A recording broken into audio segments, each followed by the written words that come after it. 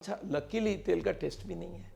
आप एक उंगली डालिए और जीभ में डाल के देखिए, टेस्ट है ही नहीं। देखिए, हार्ट की बीमारी एक ऐसी बीमारी है, जब तक गड़बड़ ना हो जब तक ठीक ही लगता है देखने में। 10 सेकंड के अंदर पेशेंट को बैठे बैठे दिक्कत होने लग जाएगी। बैठे बैठे यहाँ पे दर्द होना, और सीवियर दर्द होता है। जैसे चलने में दर्द होता है, उसको एंजाइना बोलते हैं, वो थोड़ा कम स्पीड लेते ही ठीक हो जाता है। इसमें बैठे बैठे होगा, रेस्ट लेने से भी खत्म नहीं होगी। और वो ये हाथ में भी जा सकता है। उसके संग ब्रेथलेसनेस, काफ़ी जोर का पसीना पसीना आ जाता है, नौशिया मतलब वॉमिटिंग टेंडेंसी, और उल्टी भी आ जा सकती है। और अगर बड़ा हार्ट अटैक हो तो पेशेंट वहीं पे कोलैप्स भी कर सकता है, अनकॉन्शियस भी हो सकता है, और पूरा पसीना पसीना बॉडी में आ जाएगा। दीज आर सिम्टम्स जिससे आप इमीडिएटली समझ सकते हैं हार्ट अटैक। वो पर्दा फटेगा तब केमिकल निकल के क्लॉट बनाएगा। पर्दा कब फटेगा ये नहीं मालूम। कोई हमारे पास आता है 90 ब्लॉकेज है, अभी तक पर्दा नहीं फटा, चलने में दर्द हो रहा है पर हार्ट अटैक नहीं हुई। और ऐसे आते हैं, बोलते हैं कल दौड़ा में कोई दिक्कत नहीं थी और आज हार्ट अटैक हो गई। ह्यूमन बॉडी है, इसको छेड़खानी मत करो। एक मिसकंसेप्शन होता है कि खाना खाने के बाद वॉक करो ना। हार्ट के पेशेंट को खाना खाने से पहले वॉक करना चाहिए, इस बात को ध्यान दिया जाए। तेल अगर हम नहीं दे रहे हैं तो नट्स कैसे दे सकते हैं? आप सोचिए, मैं एक आदमी को मूंगफली का तेल एक बूंद भी नहीं खाने बोल रहा हूँ, हार्ट का पेशेंट है, और उसको मैं मूंगफली खिला दे रहा हूँ, तो लॉजिक ही तो बीट हो गया। देखिए, दूध की कैटेगरीज है। सबसे खराब होता है फुल क्रीम मिल्क, जो भैंस की दूध है, उसके बाद आता है गाव मिल्क, उसमें 6% फैट होता है। भैंस की दूध के बाद आता है गाय की मिल्क, उसमें 4% फैट होता है। उसके बाद टोन्ड, उसमें 3 होता है। उसमें डबल टोन्ड 2% होता है, और स्किम्ड होता है 0.5%। हमारे अंदर 70 ब्लॉकेज होता रहा, उसमें 30-40 साल भी लग सकते हैं, कोई तकलीफ नहीं होती है। और दूसरा, एक ही दिन में छोड़ना जो छोड़ना है। स्मोकर्स या शराब पीने वाला क्या बोलता है, मैं थोड़ा थोड़ा करके ख़त्म कर दूंगा, वो कभी नहीं होता है। तो मैं बोला एक ही दिन में छोड़ना। और अगर इसके बाद भी समझ नहीं आ रहा है तो एक काम करना, एक सिगरेट पीना, एक 500 का नोट फाड़ के फिर पी सकते हो। और मैंने देखा एक भी आदमी नहीं कर पाया।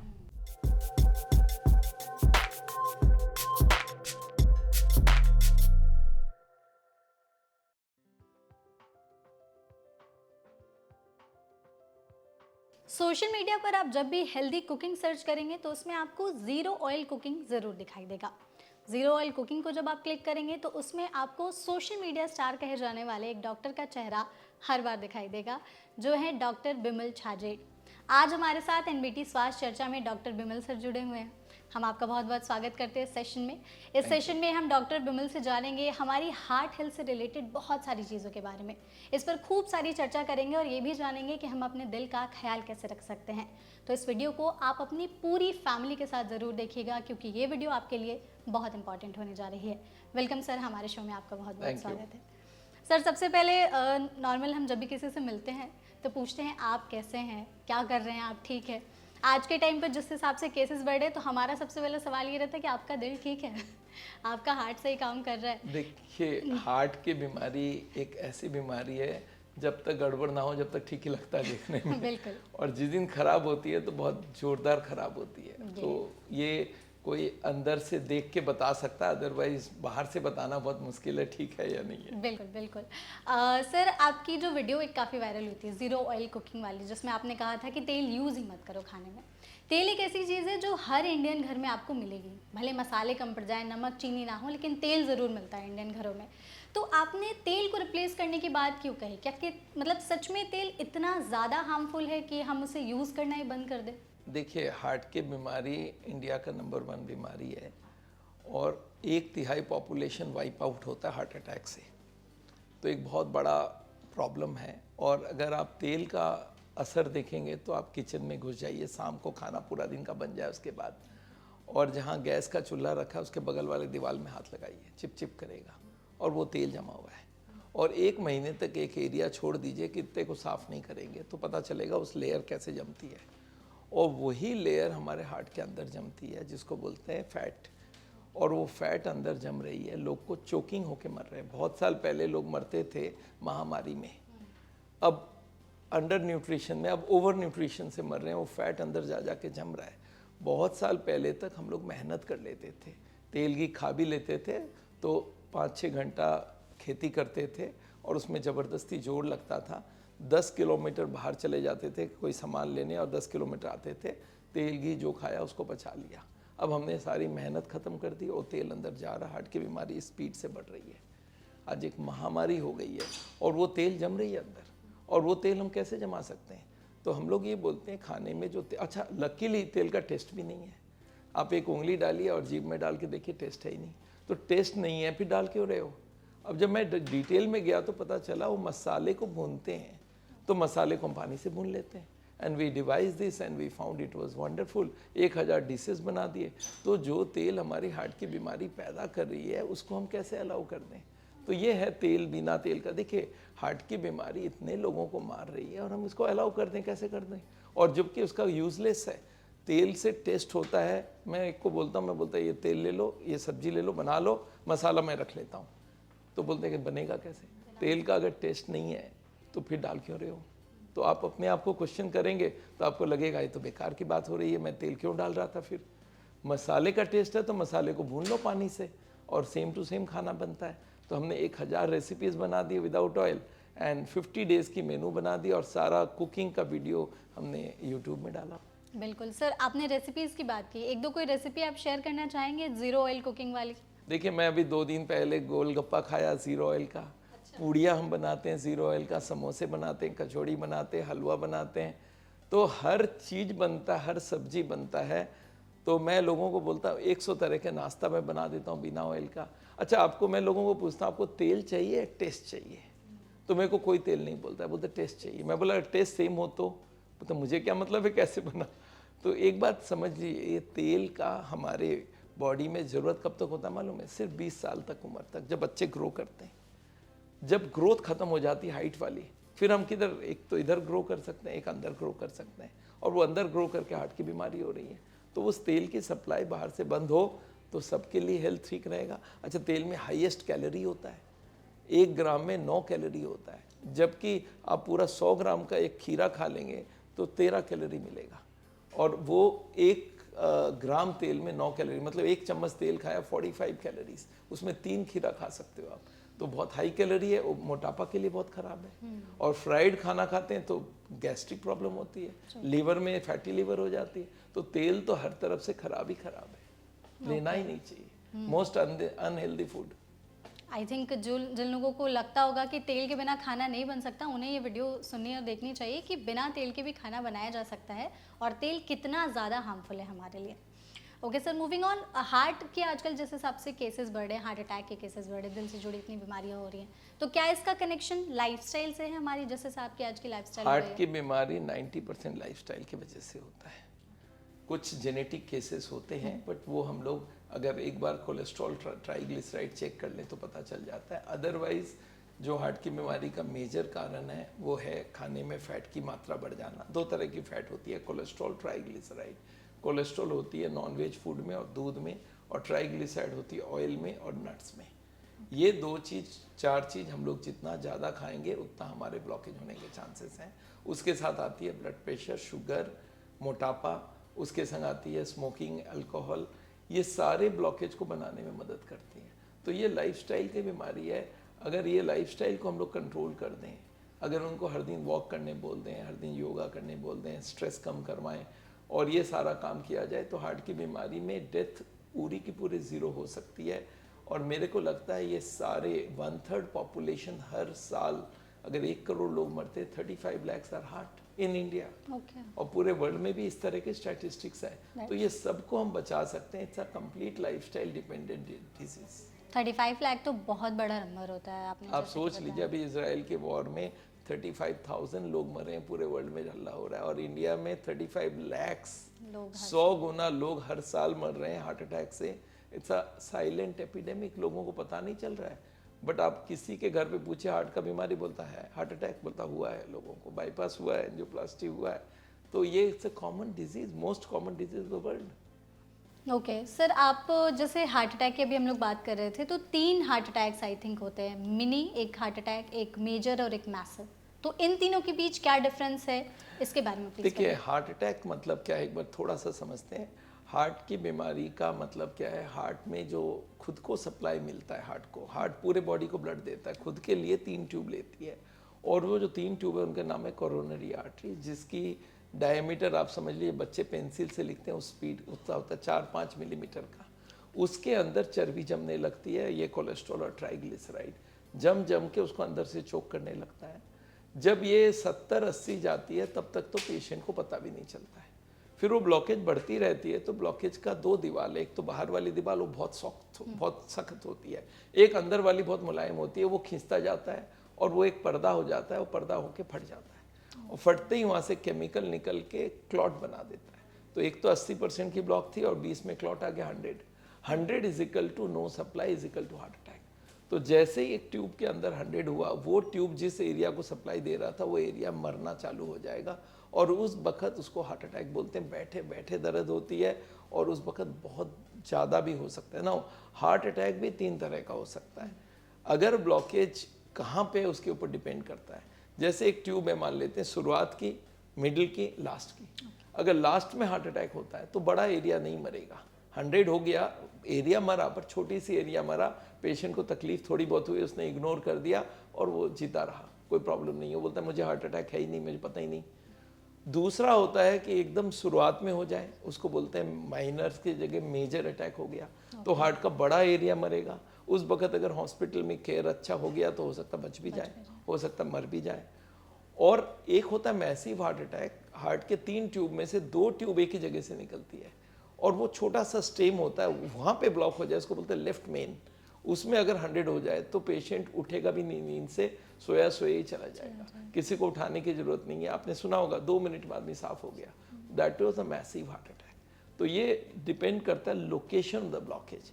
तो आप अगर लोकेशन पता करना चाहते हैं कि मेरी ब्लॉकेज कितनी है, तो आजकल एक टेस्ट आ गई, इसको बोलते हैं सीटी कोरोनरी स्कैन। आजकल ऊपर से स्कैन करके, आजकल एडमिट करने की जरूरत नहीं है, तार घुसाने की जरूरत नहीं है अपने अंडर, आप ऊपर से एक्सरे करके देख सकते हो कितनी ब्लॉकेज है।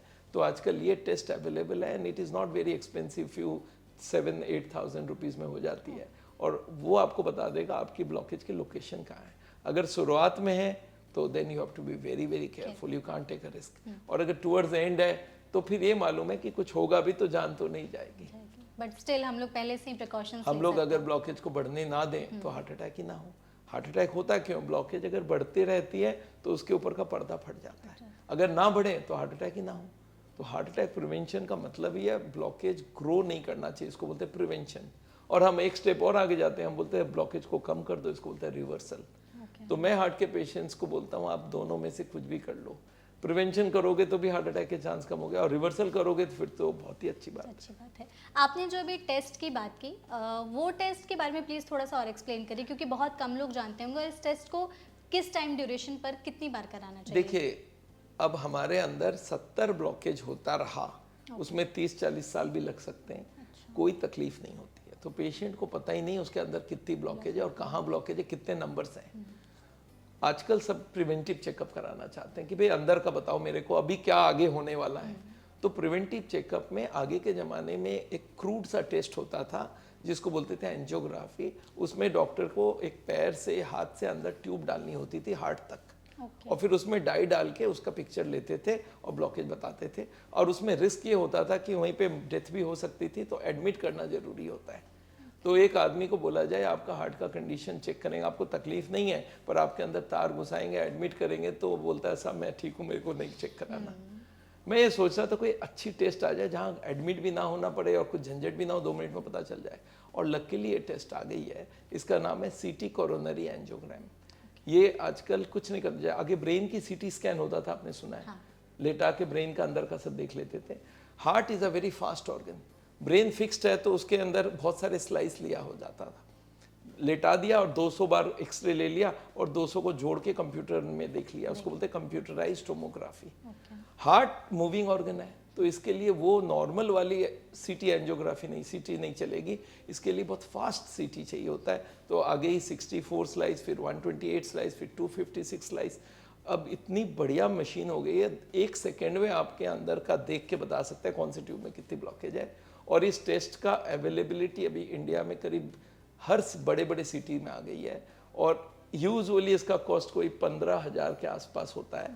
पर अगर इससे ठीक से हम लोग ने अपने तरफ से बार्गेनिंग किया, बहुत सारे हमारे हर सिटीज़ में जहाँ भी हमारे सेंटर्स हैं उनसे हमने बार्गेनिंग करके इसको 7,000, 7,000, 8,000, 6,000 में भी करवा के रखा है। तो 5-7 हज़ार में अगर ये ब्लॉकेज पता चल जाए कोई को और बिना एडमिशन के 1 सेकेंड के अंदर वो लोग एक डाई डालते हैं, एक एक्सरे करते हैं और 2 मिनट में आप बाहर, और you know how much blockage is there in which tube and where is the location. तो ये टेस्ट आजकल वाइडली अवेलेबल है, और हमारे कोई भी साउल के सेंटर में जाके आदमी इसका डिटेल लेके कहाँ इतने सस्ते में होता है वो भी पता कर सकता है। Okay, great. Time duration sir कि कितने समय पर कराने चाहिए, साल में कितनी बार? ये टेस्ट यूजुअली हम लोग बोलते हैं, अगर आपकी कोलेस्ट्रॉल, मैं लोगों को बोलता हूँ देखो फिर भी टेस्ट है, रेडिएशन तो जाएगा ही, तो आप एक काम करो, पहले तो अपना लिपिड प्रोफाइल कराओ। अगर कोलेस्ट्रॉल थोड़ा भी ऊपर के तरफ है तो ये टेस्ट इनिशियली 30 साल के पहले ही हो जाना चाहिए, कि पता चल जाए कोई ब्लॉकेज है। अगर मान लेते अभी ब्लॉकेज आई नहीं है, 10-15% आई है, तो फिर 5 साल बाद रिपीट करवा सकते हो। पर अगर ब्लॉकेज 50-40 के आसपास आ गई है, then you are a potential heart patient, and 40 blockage के बाद वो मेम्ब्रेन फटने के चांस बढ़ जाते हैं, depending on the strength of the membrane.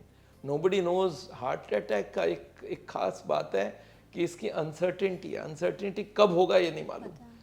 वो पर्दा फटेगा तब केमिकल निकल के क्लॉट बनाएगा, पर्दा कब फटेगा ये नहीं मालूम। कोई हमारे पास आता है 90 ब्लॉकेज है, अभी तक पर्दा नहीं फटा, चलने में दर्द हो रहा है पर हार्ट अटैक नहीं हुई।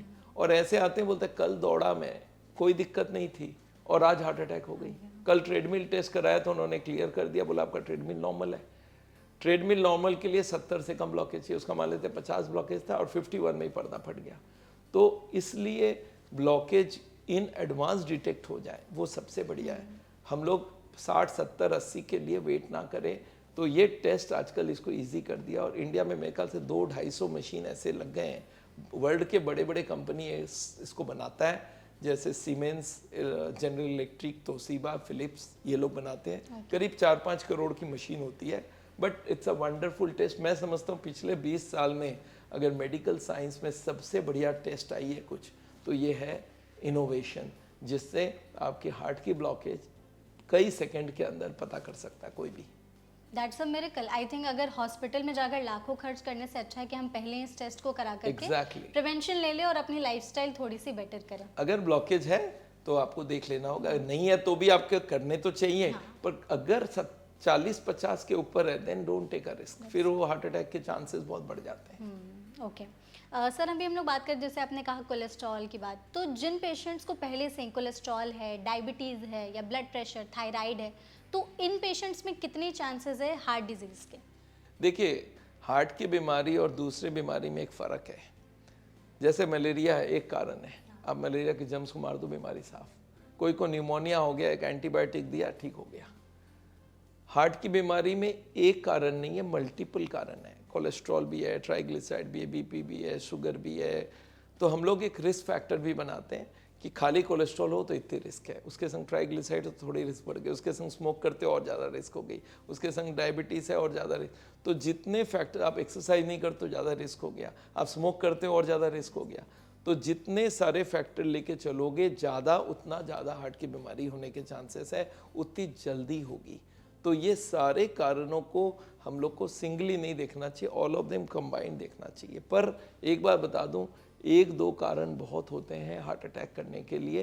तो ऐसा कोई ज़रूर, मेरे पास लोग आते हैं, मेरा ना ब्लड प्रेशर नहीं है, शुगर नहीं है, मैं नॉर्मल वेट हूँ, मैं वेजिटेरियन हूँ, मेरे को हार्ट अटैक कैसे हो गया?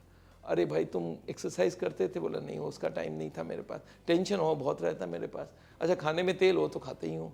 तो क्या होता है कि आदमी एक्सरसाइज नहीं करता है पर अपने को जस्टिफाई करता है मैं वेजिटेरियन हूँ। तो पर you have to take care of all the things. मैं, हमारी एक ड्रम थियरी है, हम लोग बोलते हैं एक 14 छेद है एक ड्रम के अंदर, मैं उसमें पानी भर रहा हूँ, अब बताओ कितनी छेद बंद करूँ कि ड्रम भर जाए? तो हमें सारे छेद को बंद करना पड़ेगा, तब हार्ट की बीमारी को हम रोक पाएंगे। बिल्कुल सर। ओके सर, आपने इसको काफ़ी अच्छे से एक्सप्लेन भी किया। हमारा एक छोटा सा गेम सेशन टाइप का है, रैपिड फायर, जिसमें हम टॉप 5 चीज़ें आपसे पूछेंगे, तो प्लीज़ उसके बारे में बताइएगा। तो पहला हमारा रैपिड फायर में है 5 चीज़ें जो हमारे दिल के लिए जहर है। नॉन वेजिटेरियन फूड, तेल। तीसरा हो गया जितनी भी दूध जिसमें बहुत कंसनट्रेटेड मिल्क है वो भी, जो फैट फ्री मिल्क है वो ठीक है। चौथा हो गया आप कोई भी तरह के नट्स लेते हैं वो नुकसान करता है, उसमें फ़ैट बहुत ज़बरदस्त होती है। और आप अगर फाइबर नहीं खाते हो, फल सब्जी नहीं खाते हो, तो हार्ट की बीमारी होने के बहुत ज़्यादा चांसेस है। ये 4 चीज़, फल दुल नहीं खाना, मीट, कोई भी तरह का, चाहे चिकन हो चाहे मटन हो, हम लोग सबको इक्वली मानते हैं। हो सकता है मटन थोड़ा जल्दी हार्ट का बीमारी बना देगा, बट ये 5 चीज़ नहीं, ये 5 चीज़ मेन है, जो कि लैक ऑफ फाइबर और नॉन वेज फूड और तेल और नट्स, ये सारा फैट है। 5 चीज़ें जो हमारे दिल के लिए अमृत हैं। देखिए, फल, सब्जी, सलाद, ये तो एकदम अमृत है, ये खाना चाहिए ही चाहिए। अगर आप देखेंगे फाइबर अगर खाना है, चावल रोटी तो खाना ही चाहिए, बट वो अगर छिलके वाला हो या जो आटा है उसमें आप बहुत सारा मिलेट वगैरह डाल देंगे तो ये बहुत हेल्दी हो जाता है। तो मिलेट्स हो गया, ओट्स हो गया, या फल और सब्जी हो गई, और आप पानी पीजिए, जूस पीजिए, ये these are all heart healthy items. जो अनहेल्दी है उनको अवॉइड करना पड़ेगा। ओके, 5 ड्रिंक्स जो हमारे दिल के लिए अच्छी हैं। देखिए, सारे जूसेस जिसमें विटामिन्स, एंटीऑक्सीडेंट्स है, all of them are good. तो जितनी भी जूस है वो लेना चाहिए। सूप्स भी अच्छा मानते हैं हम लोग, जितने भी तरह के सूप्स है दे आर गुड। कोला हम लोग नहीं चाहते हैं, बट हम लोग चाहते हैं कि जितने तरह से भी आप, नॉर्मल पानी इज़ अ बेस्ट ड्रिंक। और अगर जूस में आप बोलते हैं कौन सा है, तो ऑरेंज की जूस, उसमें बहुत ज़बरदस्त विटामिन सी होती है। तरबूज की juice, watermelon juice widely available है। अच्छा, नारियल पानी भी बहुत अच्छा माना जाता है। तो these are drinks which are wonderful, इसको लेना चाहिए। ओके, 5 साइन जो हमें पहले ही बता देती हैं कि हमें दिल की बीमारी का खतरा है। देखिए, एक साइन कि चलने से, स्पीड लेने से, सीढ़ियाँ चढ़ने से छाती में दर्द होता हो और वो दर्द इस हाथ में जाता हो। सेम चलने, एक्सर्शन करने से सांस फूलता हो। ये 2 बहुत एकदम कॉमन है। और साइंस, अगर आपको लग रहा है कि मैं बहुत जल्दी थक जाता हूँ, कोई भी छोटा सा एक्सर्शन करते ही सांस फूलने लगती है, या आपको लगता है एकदम कमजोरी आ गई है, वो है। कुछ लोगों को चोकिंग होती है, लगता है गला कोई दबा रहा है, चलने से गला दबा रहा है। कुछ लोगों को जलन होती है, चलने से, रुकने से ठीक हो जाता है। कुछ को डकार आती है चलते वक्त। नाउ दीज आर साइंस कि आप हार्ट को चेकअप कराओ। ये these are not good science, they lead towards heart की बीमारी में 70-80 ब्लॉकेज होने के बाद परसेंटेज में ये इस तरह की तकलीफ आ सकती है। 5 टेस्ट जो हमें टाइम टू टाइम कराते रहना चाहिए ताकि हार्ट रिस्क का जो खतरा है वो कम। पहला टेस्ट है लिपिड प्रोफाइल, जिसमें कोलेस्ट्रॉल, ट्राइग्लिसराइड, ये दोनों देखा जाता है। कोलेस्ट्रॉल अगर ज़्यादा है तो हार्ट की रिस्क है, ट्राइग्लिसराइड ज़्यादा है तो हार्ट की रिस्क है। एक शुगर और एक ब्लड प्रेशर, ये 4 तो बहुत ज़रूरी है। और 5वां मैं लोगों को बोलता हूँ बाकी सब छोड़ दो, इको, TMT, ECG सब छोड़ दो, आप CT स्कैन करवा लो। This is the 5th one I want. Okay, and एक और है कि 5 फर्स्ट एड किट, मतलब हमारी जो फर्स्ट एड किट घरों में अवेलेबल होती है, तो उसमें 5 चीज़ें हमें कैसी डाल के रखनी चाहिए। देखिए, एक तो हम लोग हार्ट के पेशेंट्स के लिए बोलते हैं सॉर्बिट्रेट करके गोली होती है, जो जीभ के नीचे रखा जाता है, वो हार्ट के ट्यूब को चौड़ा कर देता है। तो अगर कोई को छाती में दर्द हो रहा है तो सॉर्बिट्रेट उस वक्त 2 मिनट में दर्द कम कर सकता है। एक चीज़ जो बहुत ज़रूरी है वो है, अगर आप ग्लूकोज के पेशेंट हो, डायबिटीज़ के पेशेंट हो, तो आपके पास ग्लूकोज होना चाहिए, क्योंकि कभी नहीं खाया खाना और दवाई खा लिया तो शुगर गिर जाता है, उससे भी हार्ट अटैक के चांस होता है। ग्लूकोज होना चाहिए। 3 और दवाई हम लोग रखना चाहते हैं, एक है एस्पिरिन, एक है क्लोपिडोग्रेल, ये दोनों ब्लड को पतला करता है, और एक है कोलेस्ट्रॉल लोअरिंग ड्रग एटोर्मोस्टैटिन। तो हम लोग एक कम्बिनेशन बोलते हैं, इसको हम लोग बोलते हैं रामबाण हार्ट के पेशेंट्स के लिए। अगर आपको लग रहा है मेरा हार्ट अटैक हो रहा है, उस वक्त ये तीनों टैबलेट को चबा के खाना होता है। एस्पिरिन करीब 350-25 ग्राम्स का एस्पिरिन मिलता है डिस्पिरिन करके।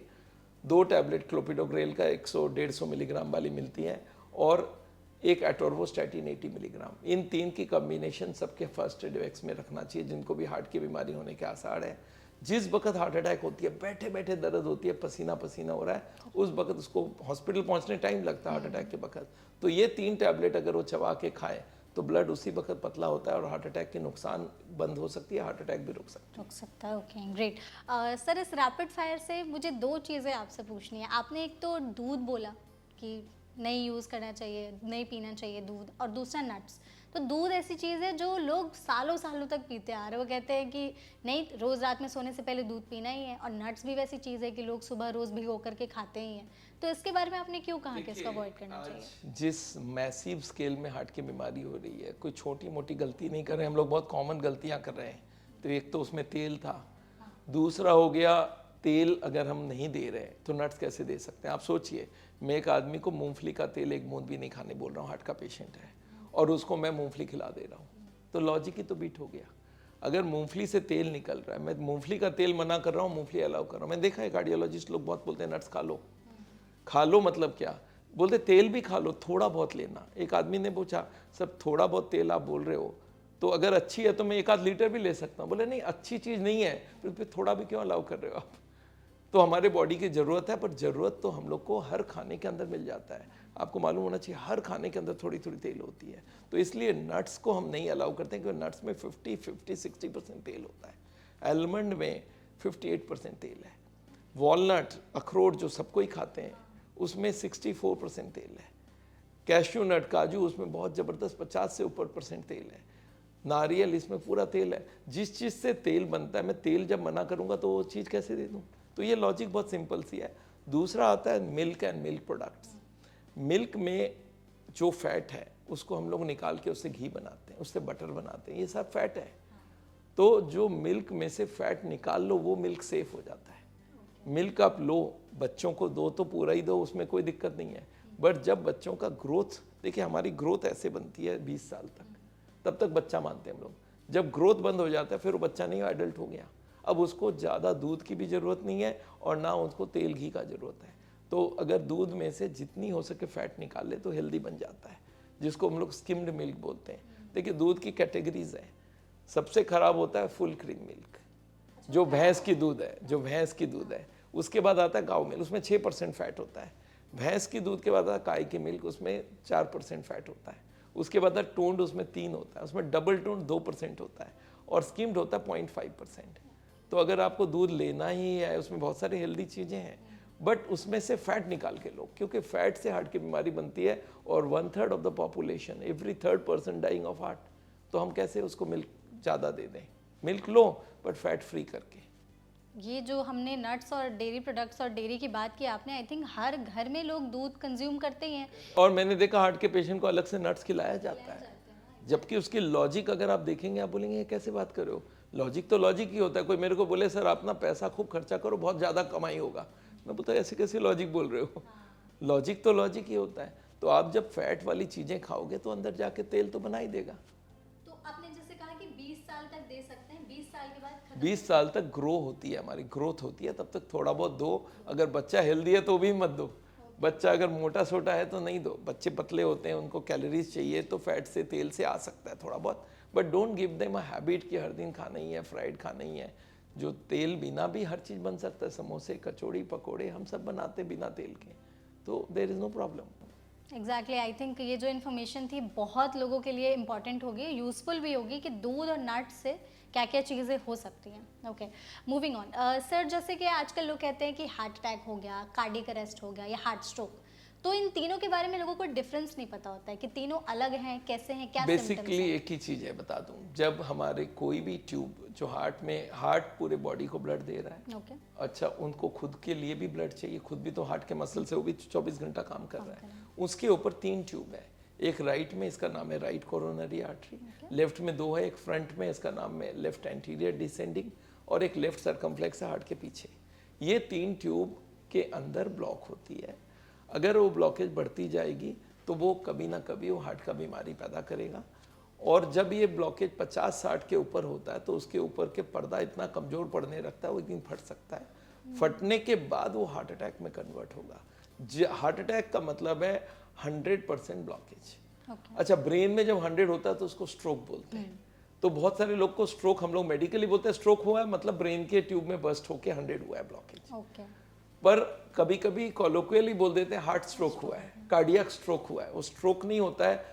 अगर रियल फॉर्म में देखा जाए, मीनिंग में, तो वो ब्रेन में ही स्ट्रोक होता है। हार्ट में स्ट्रोक मतलब हार्ट अटैक। कार्डियक अरेस्ट उसी को ही बोलते हैं, भाई कार्डियक अरेस्ट हुआ। हाँ, कभी कभी ये भी बोला जाता है हार्ट फेल हो गया। हार्ट फेल कब होता है? जब बड़ा हार्ट अटैक होता है और हार्ट पंप नहीं कर पाता है आदमी, वहीं पे डेथ हो जाता है, तो बोलता है हार्ट फेल होकर डेथ हुआ। पर बेसिक कारण is heart attack. Heart attack. Okay, great. मतलब मुझे लगा था, ये बहुत सारे लोगों को लगता है कि ये तीनों टर्म एकदम से तीनों अलग एक ही अलग चीज है, तीनों करीब करीब एक चीज है। Okay, great. Moving on. Sir, natural bypass surgery, I think मैंने आपकी एक वीडियो देखी थी जिसमें आपने बताया था कि ये जो है वो नॉर्मल जो बाईपास सर्जरी है उसको रिप्लेस कर सकती है। तो नेचुरल बाईपास सर्जरी कितनी फ़ायदेमंद है और क्या इसके फ़ायदे आजकल हमें देखने को मिल रहे हैं? देखिए, ये हमारी कुदरत का बात सोचिए। हमारे पास एक किडनी है, होना चाहिए, 2 दिया हुआ है, एक हम डोनेट कर सकते हैं। इसका मतलब गॉड ने हम लोग को, नेचर ने हमें एक एक्स्ट्रा किडनी दिया बिकॉज ए इंपॉर्टेंट ऑर्गन। एक आंख नहीं है, 2 आंख है, एक से दिख सकता था। एक कान नहीं है, 2 कान है। वैसे ही हार्ट भी एक इंपॉर्टेंट ऑर्गन है। हार्ट के पास 2 सप्लाई है। एक सप्लाई ओरिजिनल है जो चल ही रहा है, तीनों ट्यूब जो ब्लॉक हो जाते हैं। एक पड़ा रहता है रिजर्व में, उसको बोलते हैं कैपिलरीज एंड कोलैटरल। हजारों छोटे छोटे होते हैं। आप कभी जड़ से एक पेड़ को उखाड़ के देखिएगा, छोटे छोटे छोटे छोटे, वैसे हजारों एक्स्ट्रा ट्यूब हार्ट को दिया। इनको बोलते हैं नेचुरल बाईपास। वो हमारा नॉर्मली बंद पड़ा रहता है बिकॉज हम मेहनत नहीं करते। अच्छा, जैसे मेरे सूटकेस में एक चेन है, मैं खोल देता हूँ तो उसकी रिजर्व कैपेसिटी बढ़ जाती है और 30% बड़ा हो जाता है। सेम वो हार्ट की ट्यूब एक्स्ट्रा पड़ी है, जैसे हाईवे के संग सर्विस लेन पड़ी है, वैसे एक्स्ट्रा रखा हुआ काम में नहीं आ रहा है। पर अगर हाईवे बंद हो जाए तो सर्विस लेन बहुत इंपॉर्टेंट हो सकता है। तो हार्ट के पेशेंट को बाईपास सर्जन बोलते हैं, भाई आपकी ये ट्यूब बंद है, मैं नया लगा देता हूँ। उसके लिए उसको पैर से ट्यूब काटना, हाथ से ट्यूब काटना, छाती को काटना, फिर उसमें लगाना, इट्स अ बिग सर्जरी। अब उसका रिप्लेसमेंट देखिए, नेचर ने पहले से दे के रखा है कि हार्ट में पूरी सेट ऑफ एक्स्ट्रा ट्यूब छोड़ा हुआ है और उसको खोला जा सकता है। खोलना कैसे जाएगा ना, दौड़ने से खुलता है। आपको मालूम है स्पोर्ट्समैन को क्यों दौड़ाया जाता है? 1-1 घंटे तक दौड़ाते हैं पहले ग्राउंड के बाहर। क्यों? बिकॉज वो एक्स्ट्रा ब्लड सप्लाई हार्ट में जाती है और ऑटोमेटिक वो खुल जाती है ट्यूब्स। वो ट्यूब्स ऑटोमेटेड है। जैसे हम लोग आजकल रूम में घुसते ही लाइट जल जाता है सेंसर से, तो जैसे ही ब्लड सप्लाई उसमें बढ़ने लगी वो अपने आप खुलने लगता है। तो स्पोर्ट्समैन को हर दिन दौड़ाया जाता है, दौड़ाया जाता है, दौड़ाया जाता है। उस सारे ट्यूब खोलने के बाद उसकी कैपेसिटी डबल ट्रिपल हो जाती है। अब जो हार्ट का पेशेंट, उसको हम दौड़ा नहीं सकते, तो उसके लिए एक मशीन बनाई गई है जो क्या करता है, दौड़ने को सिमुलेट कर देता है। कैसे करता है ना, पेशेंट को एक बेड पे लिटाते हैं, वो स्पेशल बेड होता है, उसमें 3 जैकेट लगे होते हैं।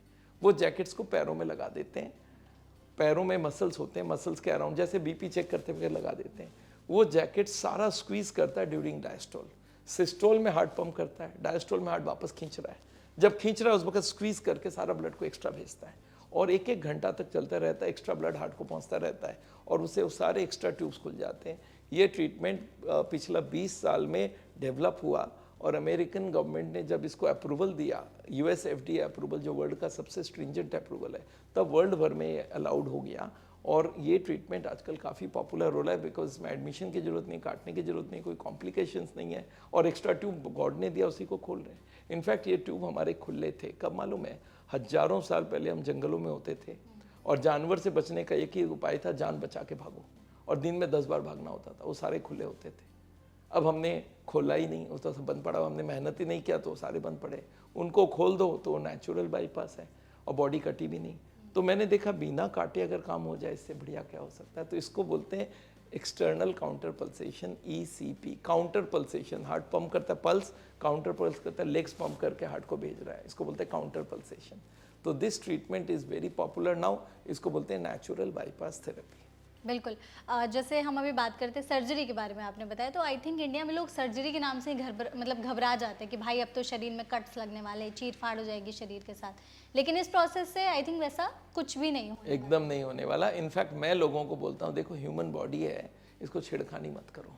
कोई भी नेचर के मशीन के संग छेड़खानी नहीं करो। एक फूल को तोड़ दो, वापस जोड़ नहीं सकते। एक अनार को खोल लो और फिर से जोड़ के देखो, नहीं कर पाओगे। तो ये बॉडी को काटो मत। हमारी बनाई हुई मशीन है, उसको छेड़खानी कर सकते हैं। फ्रिज के पीछे स्क्रू खोल लो, फ्रिज के सारे पार्ट्स बदल सकते हो। हमारे बॉडी में भगवान ने छोड़ा ही नहीं है कोई पार्ट, कोई स्क्रू छोड़ा ही नहीं है। बोला खोलो मत, जब तक इंटैक्ट रहेगा इसकी वारंटी है। जिस दिन खोल दोगे उस दिन से झंझट है। तो जितनी सर्जरी कम हो उतना अच्छा। तो मैं उसके विपक्ष की तरफ हूँ। मैं बोलता हूँ नेचर से ठीक कर लो। और सबसे बड़ा बात है, बॉडी में हीलिंग पावर है। हम एक हाथ में स्क्रैच कर दें, वो हील कर जाता है। तो हार्ट की बीमारी को भी हील कर सकते हैं, उसकी ब्लॉकेज को कम कर सकते हैं। It's a proven process now. Dean Ornish ने पहली बार प्रूव करके दिया कि ब्लॉकेज रिवर्स होती है और वो लैंसेट, जामा, सबसे वर्ल्ड के टॉप मोस्ट जर्नल ने एक्सेप्ट किया कि हाँ रिवर्सल पॉसिबल है। बस उसको आम लोगों के लिए मास मूवमेंट करके उन तक पहुंचाना, ये बात जरूरी है। बहुत ही इंपॉर्टेंट जानकारी भी थी आई थिंक लोगों को, जिन लोगों को सर्जरी से डर लगता होगा उनके लिए ये तो एक मिरेकल जैसी चीज़ है। It's a miracle, exactly. Sir इसी में एक और चीज़ है कि स्टंट बहुत यूज़ किया जाता है, तो ये कैसे काम करता है, कब लगाया जाता है और इसके कोई साइड इफ़ेक्ट्स वगैरह तो कुछ? देखिए ये स्टेंट को भी मैं अपोजिट साइड में हूँ, मुझे स्टेंट नहीं पसंद है, पर मैं समझाऊँ ये होता क्या है। एक नाली में आपने खूब कचरा डाला, नाली जाम हो गई, आपने प्लम्बर को बुला लिया, प्लम्बर ने बोला इसका कचरा मैं साइड में हटा देता हूँ, निकाल भी नहीं सकता, बोलता मैं साइड में हटा देता हूँ, बोला फिर आ जाएगी, तो बोला बीच में मैं एक रिंग लगा देता हूँ जिसके वो रोक देगा बीच से आने से। This is stent. आपने बॉल पेन खोल के देखेंगे छोटी सी स्प्रिंग होती है एक, वो स्प्रिंग को आप सोच लीजिए स्टेंट है। तो जब वो ब्लॉकेज जब होता है तो हार्ट के हॉस्पिटल में जाओ तो बोलते हैं हम आपका स्टेंट लगाते हैं। बोला क्या करोगे? बोला आपके जो ब्लॉकेज उसको ठीक कर देंगे। बोला कैसे? बोला उसके अंदर एक बैलून डालेंगे, बैलून को फुला देंगे तो ब्लॉकेज साइड में चली गई। अब जब बैलून निकालोगे तो वापस आ जाएगी, वो तो इलास्टिक है। बोला नहीं, वहाँ पे एक स्प्रिंग लगा देंगे, वो आने से रोक देगा उसको। अब वो स्प्रिंग का एक मेजर प्रॉब्लम है कि उसको ले जाते वक्त पूरे बॉडी को स्क्रैच करता है, और स्टेंट फॉरेन बॉडी होने की वजह से उसके अंदर फिर ब्लॉक हो जाती है। तो स्टेंट का एक मेजर प्रॉब्लम है कि री ब्लॉकेज आ जाती है, और डॉक्टर्स बोलते हैं हो जाएगा तो कोई दिक्कत नहीं और लगा देंगे। तो अल्टीमेटली ये stent is not very favourable चीज़। मैं बोलता हूँ कि लाइफस्टाइल से अपने आप को ठीक कर सकते हो, नेचुरल बाईपास हो सकता है, तो बॉडी को छेड़ो मत, जितनी कम छेड़ोगे उतना अच्छा। मेरे पास ऐसे ऐसे पेशेंट है 10-10 स्टेंट लगा लिए, तो कोई एंड तो है नहीं इसका। ओके मतलब जैसा आपने बताया कि स्टेंट लगाने के बाद भी ब्लॉकेज तो वही रहता है। री ब्लॉकेजेस बहुत कम, ब्लॉकेज तो साइड में हट हाँ, गई, वही साइड में ही। अब फिर नया ब्लॉक आ जाता है बहुत फास्ट। ओके जैसे आज पहला ब्लॉकेज 30-40 साल में हुई है, वो कभी 30-40 साल की बात नहीं होता, वहाँ पे 6 महीने 1 साल 2 साल में फिर रह जाती है। बाईपास में फिर भी बोलते हैं थोड़ा लंबा चलेगा, स्टेंट का इतना भरोसा नहीं है। नहीं है। ओके ग्रेट, ये इन्फॉर्मेशन बहुत यूज़फुल होगी हमारे ऑडियंस के लिए। मूविंग ऑन, एक सवाल बहुत ज़्यादा रहता है लोगों के दिलों में, जैसे हमने बात की कि हार्ट अटैक के केसेस इतने ज़्यादा बढ़ रहे हैं, तो जब किसी को हार्ट अटैक आ रहा होता है तो उस टाइम पर कैसा फील होता है उनकी बॉडी में, क्या मूवमेंट्स होते हैं उनकी बॉडी में? देखिए मैं समझा दूं, जैसे हार्ट अटैक का मतलब मैंने बोला था 100% ब्लॉकेज। 100 ब्लॉक हो गया तो फ्लो कितनी हो गई? Blood flow zero. अगर उस एरिया को ब्लड नहीं मिल रहा है तो मरने लगेगा। हाँ। 10 सेकंड के अंदर पेशेंट को बैठे बैठे दिक्कत होने लग जाएगी, बैठे बैठे यहाँ पे दर्द होना, और सीवियर दर्द होता है, जैसे चलने में दर्द होता है उसको एंजाइना बोलते हैं, वो थोड़ा कम स्पीड लेते ही ठीक हो जाता है। इसमें बैठे बैठे होगा, रेस्ट लेने से भी ख़त्म नहीं होगी, और वो ये हाथ में भी जा सकता है। उसके संग ब्रेथलेसनेस, काफ़ी जोर का पसीना पसीना आ जाता है, नौशिया मतलब वॉमिटिंग टेंडेंसी, और उल्टी भी आ जा सकती है। और अगर बड़ा हार्ट अटैक हो तो पेशेंट वहीं पे कोलैप्स भी कर सकता है, अनकॉन्शियस भी हो सकता है, और पूरा पसीना पसीना बॉडी में आ जाएगा। दीज आर सिम्टम्स जिससे आप इमीडिएटली समझ सकते हैं हार्ट अटैक लग रहा है, और उस वक्त उसको बहुत इमरजेंसी है समझ के चल लीजिए। और मेरे हिसाब से वो होना ही नहीं चाहिए। हॉस्पिटल में पहुंच तो जाता है पेशेंट, पर अगर 1 घंटे के अंदर नहीं पहुंचा तब तक वो क्लॉट को, हॉस्पिटल करते हैं क्या है, इमरजेंसी में हम लोग बोलते हैं हॉस्पिटल पहुंचो, हॉस्पिटल वो क्लॉट को डिसॉल्व कर लेते हैं या क्लॉट के वहाँ पे खोल के उसमें स्टेंट लगा देते हैं, पर वो 1 घंटे के अंदर हो तभी फायदा करता है। हमारे यहाँ मोस्टली आदमी 1-2 घंटे में पहुँचते ही नहीं है। 1 घंटे तक वो एरिया जिंदा रहता है कि भाई अभी भी 100 है, चलो कोई खोल दे तो उसको एरिया को जिंदा रख ले। 1-2 घंटे बाद अगर वो स्टेंट लगाया जाए उतना इफेक्टिव नहीं होता, काम भी नहीं करता है। तो हम लोग लोगों को बोलते हैं वो गोल्डन आवर्स जो है वो 1 घंटे के अंदर हॉस्पिटल पहुंचना होगा, हार्ट अटैक है। तो मेरे पास एक इंटरेस्टिंग सी बात आ गई, एक आदमी आया मेरे पास, सर तो आप अगर बोलते हैं तो मैं हॉस्पिटल के बगल वाले बिल्डिंग में मकान ले लेता हूँ। मैं बोला क्यों? बोला जैसे ही हार्ट अटैक होगा, आपने बोला 1 घंटे में, तो हम वहीं पे पहुंच जाएंगे। मैं बोला और अच्छी ओपिनियन दे दूँ? बोला क्या?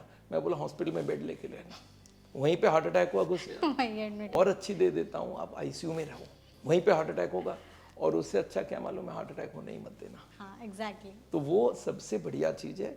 हम वेट करते हैं कि हार्ट अटैक होगा तो हम हॉस्पिटल जाएंगे, बोला हार्ट अटैक होने ही नहीं चाहिए।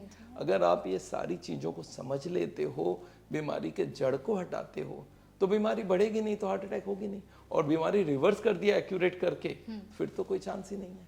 तो this is what we have found out कि accuracy is the main thing. अच्छे तरीके से सब चीज़ को, हर होल को बंद करना, तब जाके बात बनेगी।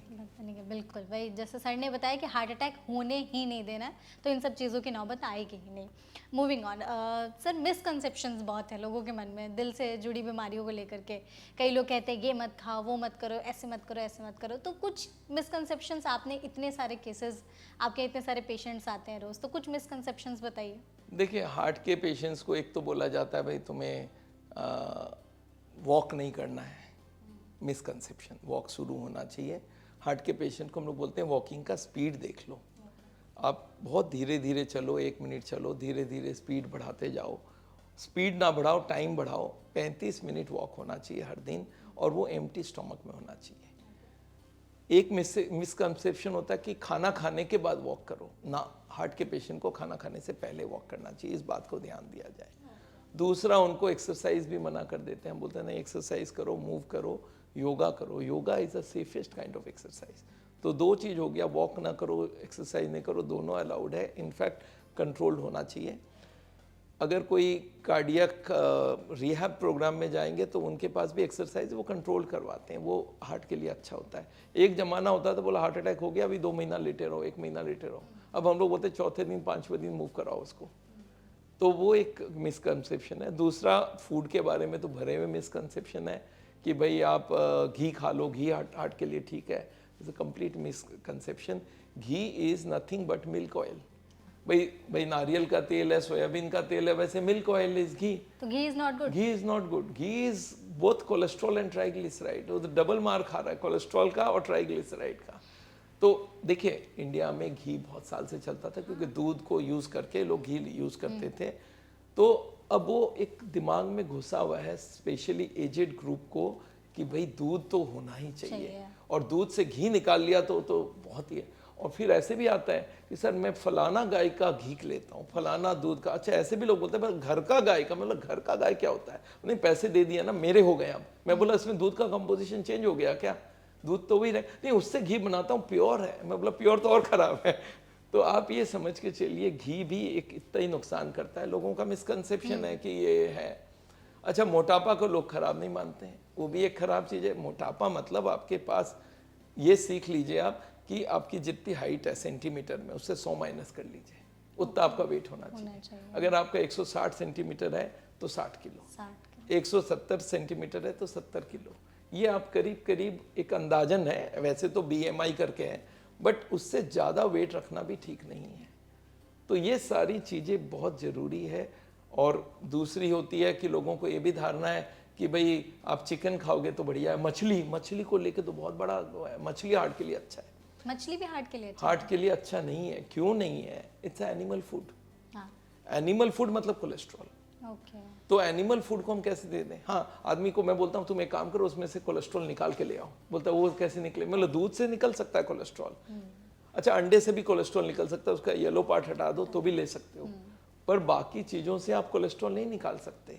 मीट के अंदर से कोलेस्ट्रॉल कैसे निकाल लोगे? तो इसलिए मीट हो गया, चिकन हो गया, मटन हो गई, जितने तरह के भी है, और ये जो फिश है, ये सारे हार्ट के लिए खराब है। फिश हमारे बंगाल में बहुत खाते हैं, बांग्लादेश में मिलते हैं, उनको हम बोलते हैं, बोला कैसे खा लो? नहीं सर वो थोड़ा सा ये वो। अच्छा, इसमें भी एक मेंटल काम करता है। एक छोटा सा आप समझा देता हूँ।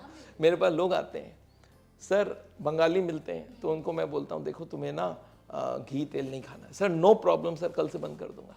फिर मैं बोलता आपको ना मछली नहीं खाना है, तो बोलते हैं मर जाऊँगा, मोरे जाओ। मैं बोलता देखो खाओगे तो पक्के मरोगे, हार्ट का पेशेंट हो, और देख लो फिर उसमें कोलेस्ट्रॉल आएगा। तो बड़ा दुखी होके गया। 2 मिनट बाद आके बोलता सर आपको एक क्वेश्चन पूछूं? मैं बोला पूछो। बोलता आप तो नहीं खाते हो घी, आप तो मछली नहीं खाते हो। मैं बोला नहीं। बोलता हो आपके लाइफ में खुशी कहाँ से आएगी? मैं बोला मेरे को देख के दुखी लग रहा है। बोलते हैं देखने तो ठीक लग रहा है, जाओ कुछ नहीं होता है। फिर 2 मिनट बाद आगे से एक और क्वेश्चन पूछो। मैं पूछो सर आप तो मछली नहीं खाते हो पर अपने बच्चों को तो खिलाते हो। मैं बोला सवाल ही पैदा नहीं होता है।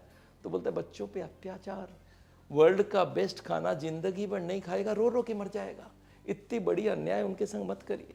Oh my God. एक दिन मुझे मारवाड़ी मिल गया। अच्छा। तो उसको मैंने बोला मछली मत खाना। बोलता कैसी बात कर रहे हो आप, जिंदा जानवर को काट के खाऊंगा, कोई 1 लाख रुपए देगा तो भी नहीं खाऊंगा।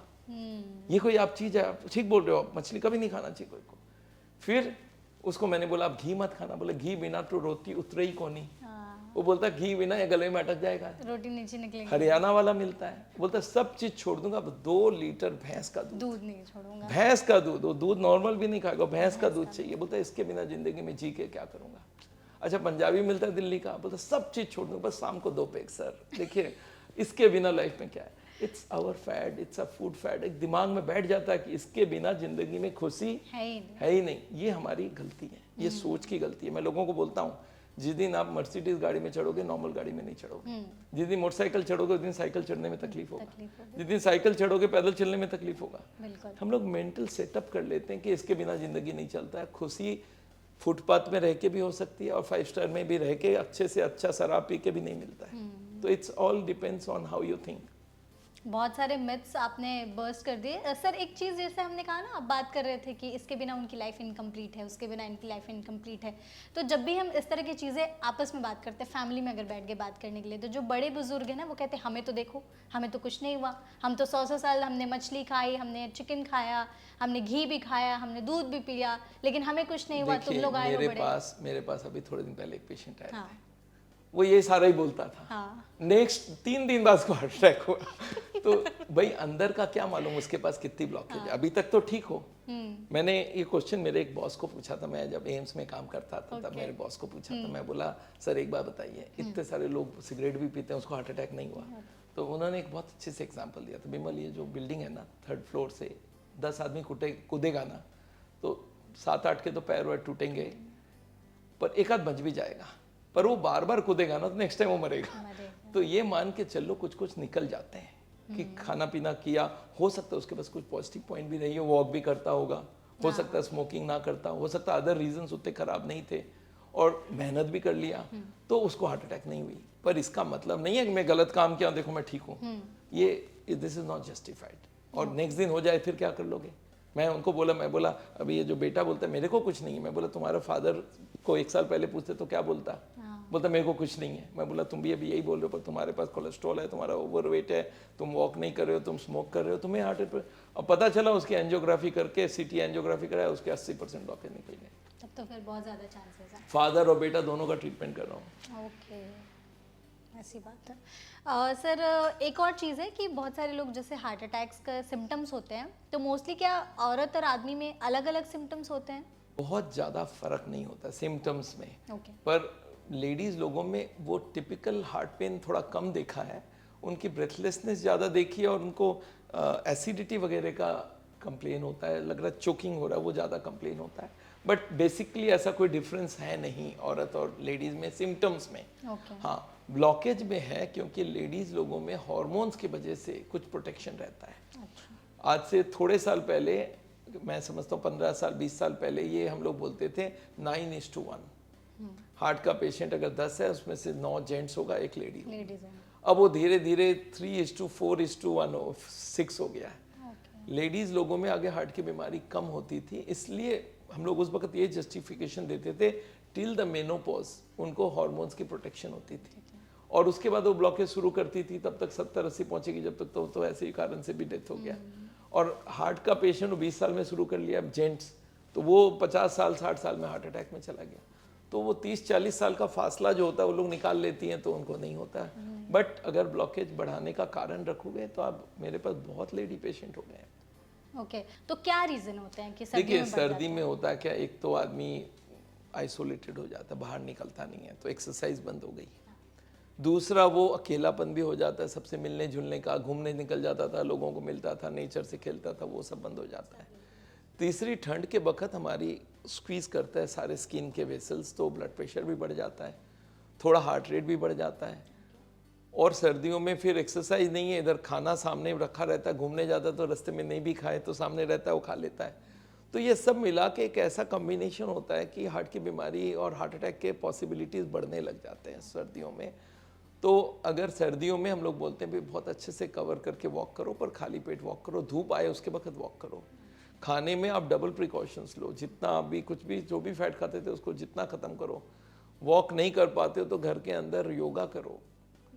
तो ये सारी चीज़ें अगर करें तो सर्दी भी सेफ है, ऐसा कोई बात नहीं है। अगर हमारी कोलेस्ट्रॉल ट्राइग्लिसराइड रेंज के नीचे है और खाने में आ नहीं रही है तो मेजर प्रोटेक्शन वहीं से है। फिर बीपी शुगर कंट्रोल कर लो अच्छे से, तो फिर हार्ट की बीमारी से हार्ट अटैक होने के चांस बहुत कम हो जाते हैं। ओके सर, हम स्मोकिंग और जो अल्कोहल मतलब ड्रिंकिंग की बात करते हैं, आजकल ऐसा एक लाइफस्टाइल हो गई है, इवन जो लोग, बहुत सारे लोग जॉब में भी जाते हैं ना, तो अगर वो स्मोक नहीं करते, ड्रिंक नहीं करते, तो उन्हें ऐसे ही आउटसाइड कर दिया जाता है, अरे ये तो शराब नहीं पीता, ये तो स्मोक नहीं करता।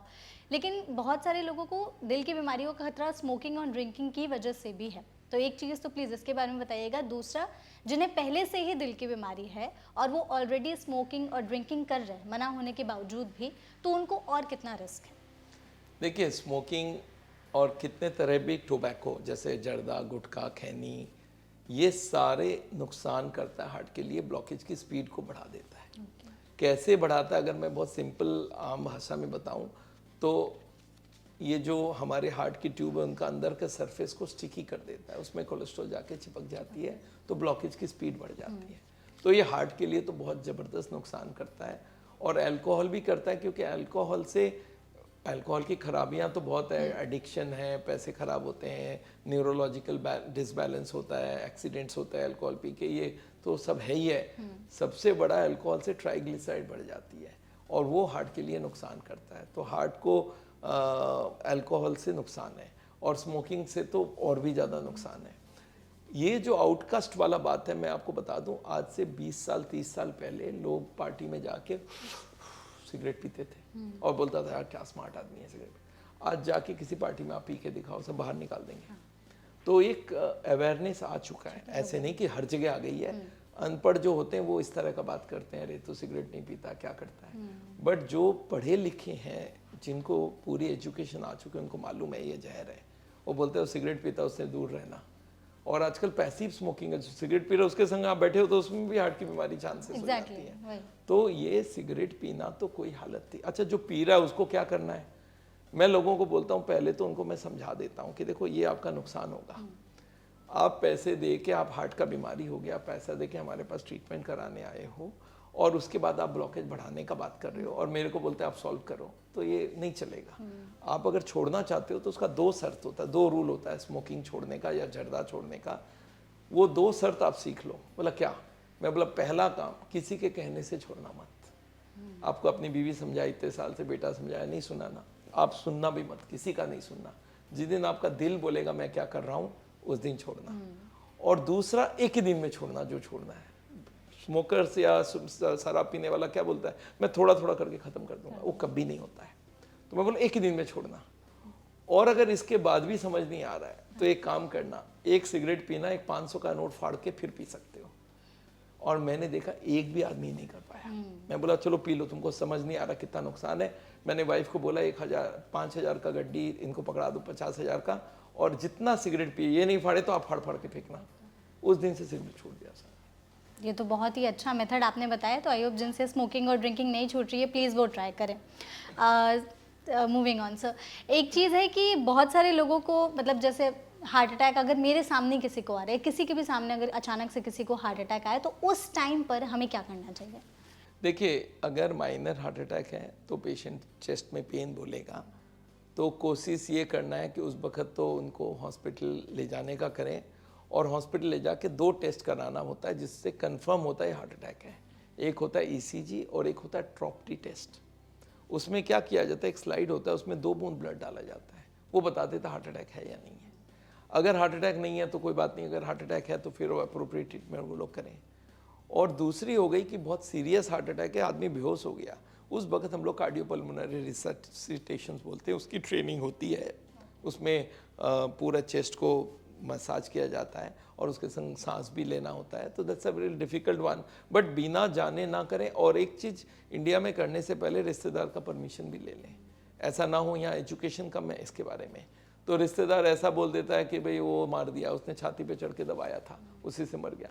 तो इस तरह की चीज़ें होती है। पर कार्डियोपल्मोनरी रिससिटेशन अमेरिका में या बाहर पड़े हुए कंट्री में होता है, CPR। हाँ, CPR। तो लोग उसको अवार्ड देते हैं कि इसने CPR करके एक पेशेंट को बचाया। तो हम ये भी चाहते हैं, बट उसके लिए ट्रेनिंग भी होना जरूरी है, आपको मालूम होना चाहिए कैसे करते हैं। तो these has to be widely publicised. Okay, I think जो CPR के बारे में आपने बताया, तो आई थिंक हर स्कूल कॉलेज में बच्चों को सिखाना ही चाहिए फ्रॉम द अर्ली एज कि हमें इन केस पर मैं बोलता हूँ उससे अच्छा सिखाना चाहिए हार्ट अटैक ना हो। एग्जैक्टली। सर, एक और चीज़ है कि बहुत सारे लोगों में देखा गया ऐसा कि जैसे जब भी वो डकार लेते हैं या फार्ट की जो बदबू होती है वो बहुत गंदी होती है, तो क्या ये भी कोई साइन है? क्योंकि ये बहुत कॉमन लोगों में देखा जाता है। देखिए, आजकल ये माना जाता है कि हमारी गट में कुछ बैक्टीरियाज होते हैं, वो बड़े फायदे के होते हैं। तो वो कभी उसमें इन्फेक्शन भी आ जाए, कोई गलत बैक्टीरिया आ जाए, तो उसको फर्मेंट कर देता है खाने को, और फर्मेंट करने के बाद उसका जो सल्फर का स्मेल होता है वो बहुत गंदा होता है, तो वो यूजुअली निकलती है। तो कभी कोलाइटिस वगैरह बीमारी होता है तो इसमें फार्ट में बहुत गंद आती है। और कुछ लोगों को ये भी होता है कि वो बैक्टीरिया बहुत ज़्यादा हो जाए तो कोई तकलीफ तो नहीं है, कोलाइटिस भी नहीं है, पर बहुत गैस आती है। तो इस तरह के लोगों को हम लोग बोलते हैं, हमारे मेडिकल साइंस के हिसाब से हम लोग एंटीबायोटिक दे देते हैं, कोई जिसको बोलते हैं भाई नॉर्फ्लॉक्स या इस तरह के दवाई देते हैं जिससे उनको वो सारे बैक्टीरियाज डेथ हो जाए और उनका गैस ठीक हो जाए। और दूसरा हम बोलते हैं कोई पर्टिकुलर फूड से यदि ज़्यादा होता है तो वो फूड को आइडेंटिफाई करो, उसको ऑफ करो। बहुत लोगों को खीरा सूट नहीं करता, कोई को गोभी सूट नहीं करता, पत्ता गोभी सूट नहीं करता है, वो लेते ही उसको गैस बहुत ज़्यादा होती है, तो उनको हम लोग बोलते हैं पर्टिकुलर फूड से आपको एलर्जी हो सकता है। अच्छा, मिल्क एलर्जी बहुत है आजकल। आजकल ये देखा गया जब हम एडल्ट होते हैं तो मिल्क को डाइजेस्ट करने की कैपेसिटी कम हो जाती है, तो ऐसे लोग दूध जिस दिन पिया उसी दिन पेट में इतनी गैस होती है, तो उनको बोलते हैं 2-4 बार ट्राई कर लो, अगर दूध ज़्यादा पिया और उस दिन ज़्यादा हुआ तो फिर दूध आपके लिए ठीक नहीं है। तो उनको फिर दूध को हजम करने के लिए लैक्टेज करके टैबलेट्स मिलते हैं, वो दिया जाता है। ओके, तो इसका ऐसा तो कोई हार्ट से नहीं, हार्ट से कोई खास रिलेशनशिप नहीं है। ओके, ठीक है। एक और सवाल है सर कि लिवर, इसका कोई हार्ट से कनेक्शन है? अगर कुछ लिवर में कोई बीमारी हो गई? लीवर का आजकल बहुत बड़ा कनेक्शन पता चल रहा है। जो फैट हार्ट में जमती है वो लीवर में भी जमती है, और इसको आजकल फैटी लीवर डिसीज बोलते हैं। आज आपको देखेंगे चारों तरफ जिसका अल्ट्रासाउंड होता है बोलते हैं fatty liver, grade 1, grade 2, grade 3, ये सारा फैट से। हमने एक कोरिलेशन देखा था, हमारे कोई 300-400 मरीजों का हमने सबका अल्ट्रासाउंड करा, सबके फैटी लीवर। तो अगर मेरे को तो कभी कभी लगता है आगे उसको अल्ट्रासाउंड करा के देख लेना चाहिए, अगर फैटी लीवर है तो हार्ट का चेकअप कराओ भाई, क्योंकि जो फैट हमारे इंटेस्टाइन से ब्लड में जाती है पहले लीवर में जाएगी, उसको पोर्टल वेन बोलते हैं, उससे लीवर में जाएगी, लीवर से फिर ब्लड में जाके फिर वो हो जाएगी हार्ट में। तो अगर फैट जम जाए लीवर में तो फिर तो फैटी लीवर हो गया। अच्छा, वो क्या करता है, फैट जब ग्रो करता है तो जो फैट सेल्स है, जो लीवर सेल्स है, उसको मार देता है, तो फिर से सिरोसिस हो जाता है।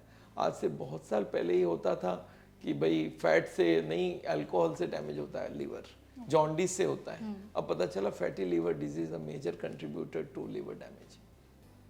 ओके, ठीक है। तो आई थिंक ये भी इन्फॉर्मेशन लोगों के लिए काफ़ी ज़्यादा यूज़फुल होगी। मूविंग ऑन, हमारे पास एक और छोटा सा रैपिड फायर है, इससे हम इस सेशन का एंडिंग करेंगे।